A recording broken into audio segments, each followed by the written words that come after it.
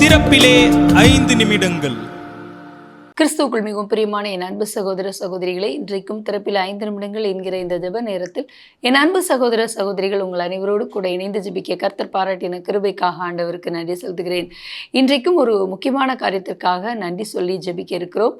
கடந்த நாளிலே பெங்களூருவில் உள்ள ஒரு IT இன்ஜினியர் ஒருவர் தன் மனைவி தனக்கு எதிராக சுமார் 9 வழக்குகளை ஜீவனாம்சம் கேட்டும், இன்னும் விவாகரத்து வேண்டியும், இன்னும் கொலை மிரட்டல் செய்தும் அவருக்கு எதிராக வழக்குகளை தொடர்ந்து, மட்டுமல்ல அவருக்கு எதிராக வழக்குகளை தொடர்ந்ததோடு மட்டுமல்லாமல் மனரீதியாக பாதிக்கப்பட்டு அவருக்கு குழந்தை பராமரிப்பிற்காக சுமார் 40,000 மாதம் கொடுக்க வேண்டும் என்று சொல்லி நீதிமன்றம் தீர்ப்பு வழங்கியதன் அடிப்படையிலே மனரீதியாக பாதிக்கப்பட்டது மட்டுமல்லாமல் அவர் தற்கொலை செய்து கொண்டார். அவரிடத்திலே வழக்குகளை தள்ளி வைக்க நீதிபதி 5 லட்சம் கேட்டதாகவும் மட்டுமல்ல, தனக்கு எதிராக தன்னுடைய மனைவி 9 வழக்குகளை தொடர்ந்ததோடு அதோடு கூட அவருடைய மகனை பார்க்க விடாமல் அனுமதி மறுக்கப்பட்டதும், நீதிபதி 5 லட்சம் லஞ்சமாக வழக்குகளை தள்ளி வைக்க கேட்டதும், 3 கோடி ரூபாய் நஷ்டஈடு மனைவி கேட்டதும், இப்படிப்பட்ட காரியங்களை அவர் தற்கொலை செய்வதற்கு முன்பதாக வீடியோவில் பதிவு செய்துவிட்டு 24 பக்க கடிதம் ஒன்றையும் எழுதி வைத்துவிட்டு தற்கொலை செய்து கொண்டதை அடுத்து தற்போது மீண்டும் அதே போன்ற ஒரு சம்பவத்தை நிகழ்த்த போபாலில் உள்ள தொழிலதிபர் ஒருவர் 5000 கோடிக்கும் மேலாக தொழிலதிபராக சொத்துக்களை உள்ள அவருக்கு எதிராக அவருடைய 2வது மனைவி புனேயில் உள்ள நீதிமன்றத்திலே வழக்கு தொடர்ந்ததின் பேரிலே அவருக்கு எதிராக உச்ச நீதிமன்றமானது ஒரு தீர்ப்பை வழங்கி இருக்கிறது.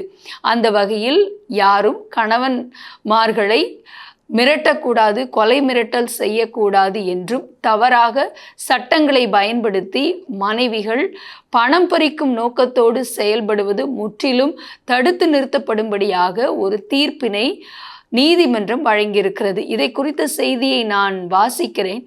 நாம் கடந்த நாளிலே பண்ணின ஜெபத்தை கேட்டு கணவன்மாரை அச்சுறுத்தும்படி, கொலை மிரட்டல் செய்யும்படி, இன்னும் கணவனுக்கு எதிராக வழக்குகளை தொடர்ந்து பணம் பறிக்கிற நோக்கத்தோடு செயல்படுகிற இப்படிப்பட்ட காரியங்கள் தடுத்து நிறுத்தப்பட உச்சநீதிமன்றம் ஒரு அதிரடி நடவடிக்கையை எடுத்திருக்கிறது. இதை குறித்த செய்தியை நான் வாசிக்க விரும்புகிறேன். பெங்களூரு இன்ஜினியரை பிரிந்து சென்ற மும்பை மனைவி பணம் கேட்டு மிரட்டியதால் இன்ஜினியர் தற்கொலை செய்து கொண்டார். நாடு முழுவதும் இந்த சம்பவம் பரபரப்பு ஏற்படுத்திய நிலையில் ரூபாய் 5000 கோடிக்கு மேல் சொத்து உள்ள போபால் தொழிலதிபர் மீது அவரது 2வது மனைவி புனே நீதிமன்றத்தில் தாக்கல் செய்த வழக்கு தொடர்பான மேல்முறையீட்டை மனுவை நேற்று உச்சநீதிமன்ற நீதிபதிகள் பிவி நாகரத்னா, பங்கஜ் மித்தல் அமர்வு விசாரித்து பரபரப்பு உத்தரவு பிறப்பித்தது. அதன் விவரம் பின்வருமாறு: திருமணம் தொடர்பாக சட்டத்தில் உள்ள கடுமையான விதிகள் பெண்களின் நலனுக்கானது. ஆனால் கணவன் மீது பலாத்காரம், கிரிமினல் மிரட்டல், திருமணமான பெண்ணை கொடுமைக்கு உட்படுத்துதல் உள்ளிட்ட பிரிவுகளில் குற்றம் சாட்டப்படுகிறது. பெண்கள் தங்கள் கைகளில் உள்ள இந்த கடுமையான சட்ட விதிகள் அவர்களின் நலனுக்காக நன்மை பயக்கும் சட்டங்கள் என்பதில் கவனமாக இருக்க வேண்டும். தங்கள் கணவர்களை தண்டிக்கவோ, அச்சுறுத்தவோ, ஆதிக்கம் செலுத்தவோ அல்லது மிரட்டி பணம் பறிக்கவோ பயன்படுத்தக்கூடாது. சட்ட விதிகளை சில பெண்கள் அவர்களது தனிப்பட்ட நோக்கத்திற்காக பயன்படுத்துகிறார்கள். இதனால் குற்றம் சாட்டப்பட்டவர்களுக்கு ஜாமீன் வழங்குவதை தடுக்கும் விசாரணை நீதிமன்றங்கள், குற்றம் சாட்டப்பட்டவரின் வயதான மற்றும் படுத்த படுக்கையான பெற்றோர்கள் மற்றும் தாத்தா பாட்டி உட்பட கணவரின் உறவினர்களை கூட போலீசார் கைது செய்து நடவடிக்கை எடுக்கிறார்கள். இந்த வழக்கில் பிரிந்த கணவரின் சொத்து மதிப்பு 5000 கோடி என்றும், அவருக்கு அமெரிக்காவிலும் இந்தியாவிலும் பல தொழில்கள் மற்றும் சொத்துக்கள் இருப்பதாகவும், அவரது முதல் மனைவி பிரிந்தபோது குறைந்தபட்சம் ரூபாய் 500 கோடி கொடுத்திருப்பதாகவும், அதே அடிப்படையில் தனக்கும் ஜீவனாம்சம் வழங்க இரண்டாவது மனைவி கேட்டு இருக்கிறார். இந்த போக்கு சரியானது அல்ல.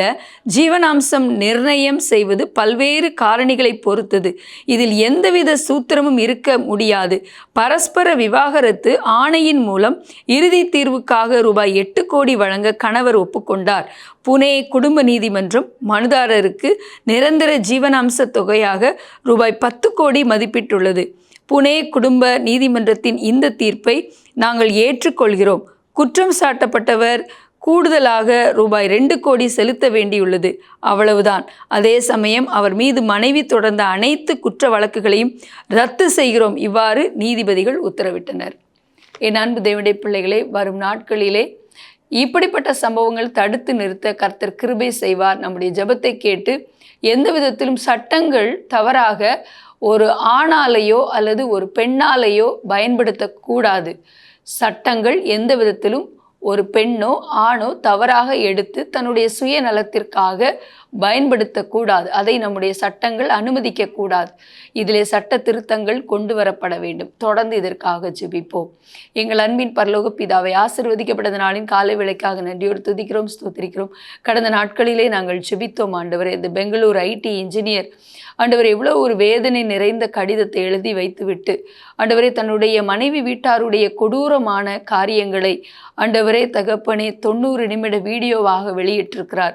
ஆண்டவரே அதன் பிரதிபலனாக தற்போது ஆண்டவரே கடந்த நாளிலே நாங்களும் ஜெபித்தோம். இப்படிப்பட்ட சம்பவங்கள் எந்த குடும்பத்திலும் நடைபெறக்கூடாது என்று சொல்லி மனைவிமார் சட்டத்தை பயன்படுத்தி கணவனிடத்திலிருந்து பணம் பறிக்கும் நோக்கத்தோடு செயல்படுகிற காரியங்கள் தடுத்து நிறுத்தப்பட வேண்டும் என்று நாங்கள் ஜெபித்தோம்.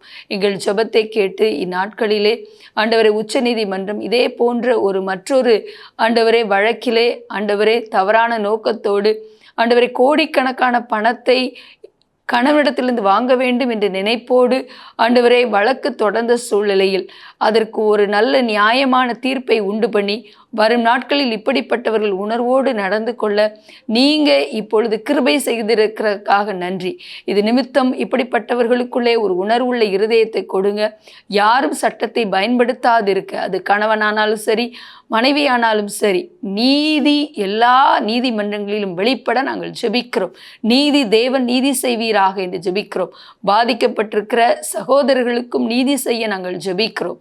இயேசுவின் நாமத்தில் பிதாவே, ஆமீன். தொடர்ந்து ஜெபியுங்கள். கர்த்தர் தாமே உங்களை ஆசீர்வதிப்பாராக. ஆமீன்.